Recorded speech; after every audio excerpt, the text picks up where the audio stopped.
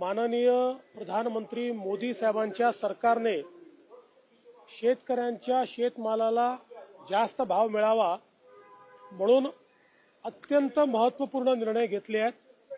ज्या निर्णयांमुळे प्रचंड मोठा फायदा हा शेतकऱ्यांना होणार आहे। सगळ्यात महत्त्वाचं या ठिकाणी कच्च्या तेलावर कुठली आयात ड्युटी नव्हती, आयात शुल्क नव्हतं। 20% आयात शुल्क लावण्याचा निर्णय घेण्यात आला आहे आणि रिफाइंड तेलावर 12.5%वरनं तो 32.5% करण्यात आलेला आहे। त्यामुळे सोयाबीनच्या शेतकऱ्याला प्रचंड मोठा त्या ठिकाणी फायदा होणार आहे आणि सोयाबीनच्या किमती बाजारामध्ये वाढण्याकरता त्याचा एक मोठा फायदा होणार आहे। यापूर्वीच सोयाबीनच्या खरेदीचा निर्णय देखील केंद्र सरकारने घेतलेला आहे। त्यामुळे सोयाबीनचा शेतकरी हा निश्चितपणे त्या ठिकाणी या निर्णयामुळे खूप मोठ्या प्रमाणात लाभान्वित होणार आहे आणि काही प्रमाणात कापसाच्या शेतकऱ्याला देखील या ठिकाणी त्याचा फायदा मिळणार आहे।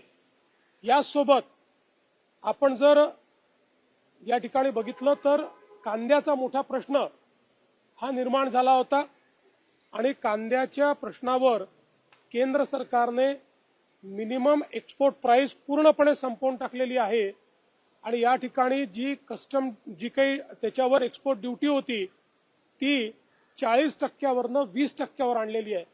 यामुळे कांद्याचे जे भाव आहेत ते स्थिर होण्याकरता, ते वर जाण्याकरता अत्यंत मोठा फायदा या माध्यमातून होणार आहे। कांद्याच्या शेतकऱ्याकरता खरं म्हणजे खूप महत्त्वपूर्ण या शेतकऱ्यांची मागणी ही आज केंद्र सरकारने त्या ठिकाणी मान्य केलेली आहे आणि म्हणून मी केंद्र सरकारचं मनापासून अभिनंदन करतो। एवढंच नाही तर बासमती राईसच्या एक्सपोर्टवर जी काही ड्युटी होती ती ड्युटी देखील त्या ठिकाणी काढण्यात आलेली आहे। त्यामुळे हा जो काही बासमती धान पिकवणारा शेतकरी आहे यालाही खूप मोठ्या प्रमाणात त्या ठिकाणी फायदा होणार आहे आणि म्हणून या सगळ्या निर्णयांचा थेट फायदा हा या ठिकाणी सोयाबीनचे शेतकरी, कांद्याचे शेतकरी, बासमती राईसचे शेतकरी या सगळ्यांना होणार आहे आणि त्याचा इनडायरेक्टली फायदा हा काही प्रमाणात कापसाच्या शेतकऱ्याला देखील त्या ठिकाणी होणार आहे आणि म्हणून मी केंद्र सरकारचे अतिशय मनापासून आभार मानतो, त्यांचं अभिनंदन करतो आणि अशा प्रकारचा निर्णय हा निश्चितपणे महाराष्ट्रातल्या शेतकऱ्यांना सुखावून जाईल असा मला विश्वास आहे। जेपी नड्डा जी आज मुंबईच्या दौऱ्यावर आहे। मैं भारत सरकार का बहुत अभिनंदन करता हूं और धन्यवाद भी देता हूं कि भारत सरकार ने जो तेल आयात होता है उसके ऊपर कच्चे तेल पर 20% और रिफाइंड पर 12.5 से 32.5% बढ़ाकर इंपोर्ट ड्यूटी लगाई है।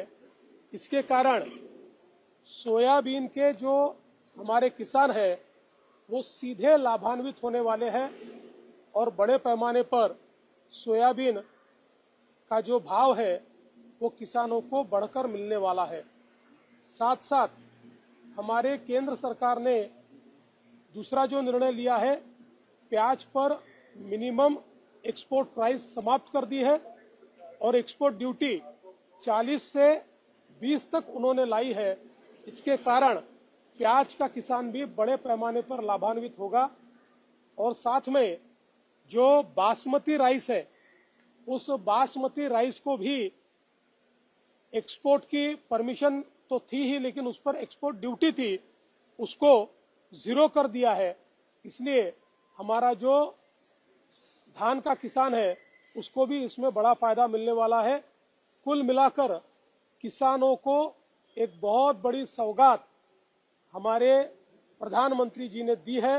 मैं प्रधानमंत्री जी का बहुत बहुत आभार व्यक्त करता हूं। म्हणाले की देवेंद्र फडणवीस मला राज्यपालांची ऑफर दिली होती, आता प्रवेश झाला मात्र अजूनही तिची घोषणा झाली नाही। ते काय म्हणाले हे मी ऐकलेलं नाही, मात्र त्यांच्या संदर्भात आमच्या केंद्रीय नेतृत्वाने निर्णय घेतलेला आहे. तो निर्णय आम्हाला सर्वांना त्या ठिकाणी मान्यच आहे. त्यामुळे केंद्रीय नेतृत्वाशी चर्चा करून गणेश उत्सवानंतर त्या संदर्भात योग्य निर्णय केला जाईल. सर पोर्ट ब्लेयर का नाम बदल विजयपुरम कर दिया गया, पोर्ट ब्लेयर का नाम बदल गया. ये बहुत हर्ष की बात है. गुलामी के चिन्हों को मिटाया ही जाना चाहिए और गुलामी के चिन्हों को मिटाने का जो कार्य मोदी सरकार कर रही है मैं उसके लिए उन्हें धन्यवाद देता हूँ.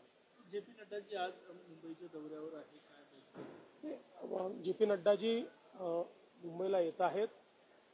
एक आमची छोटी बैठक देखील त्या ठिकाणी होणार आहे आणि विशेषतः आपल्याला माहिती आहे की गणेश पर्व चाललेलं आहे. त्यामुळे गणेशाचं दर्शन देखील ते घेणार आहे. वो सीट बंटवारा कब तक हो जाएगा?